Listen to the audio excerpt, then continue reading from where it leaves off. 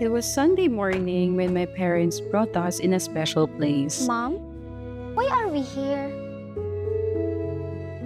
Are we visiting someone? My mom told me the purpose of that place. Nak, this is our second home.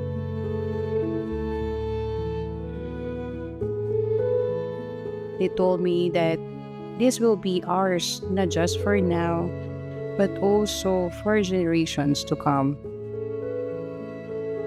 Ang pinaka-banding namin ni Lola ay ang paglalakad, pamamasyal.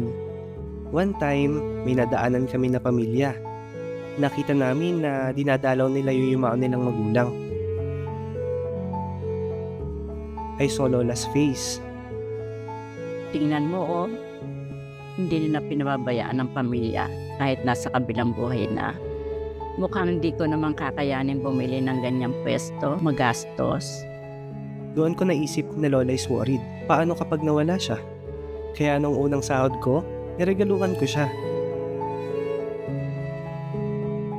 La, hindi mo na kailangan mag-isip.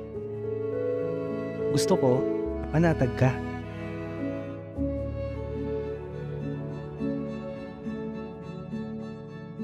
Nakakabigla. Alam mo yung pagod ka galing trabaho, tapos mababalitaan mo yung best friend mo biglang nawala? Kuya Mark, heart attack daw po, sabi ng doktor. Pero naalala ko, handa kami magkaibigan sa kahit anong mangyari. O tol, pag may nangyari sa akin, ikaw nang bahala kay mama. Ano nga ba? Huwag kang mag-isip ng ganyan. Huwag kayong mag-alala. Pakisabi na rin kay tita, wala na kayong dapat asikasuhin para sa kuya mo.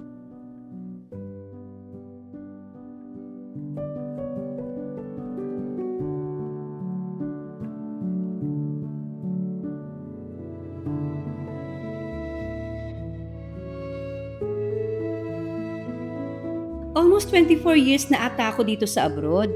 Eto nga, sobra akong natutuwa na napagtapos ko na yung mga kapatid ko. Parang nabunutan ako ng tinik. Hello! Auntie! Mukhang malapit na ako mag-settle dyan. Ganun ba? Sige na pag-usapan natin. Nakapag-desisyon ka na ba? Minsan, hindi masamang magbigay alang-alang sa pamilya mo. Pero hindi din naman masama na sarili mo naman ang isipin mo. Pag sinabing pagmamahal, minsan hindi lang naman ito para sa jowa mo. Minsan pwede rin itong para sa kalikasan, sa lugar, sa panahon, at lalong pwedeng-pwede din sa nagpapasaya sa'yo. Pero, paano kapag yung nagpapasaya sa'yo ay namaalam na? Ma'am,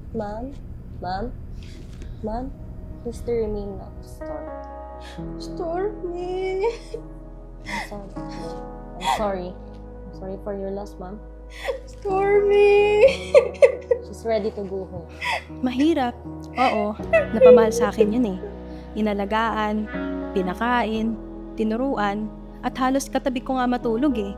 Siguro hindi ko kakayanin kapag hinayaan ko na lang siya kung saan. Ganon kasi siguro kapag mahal mo.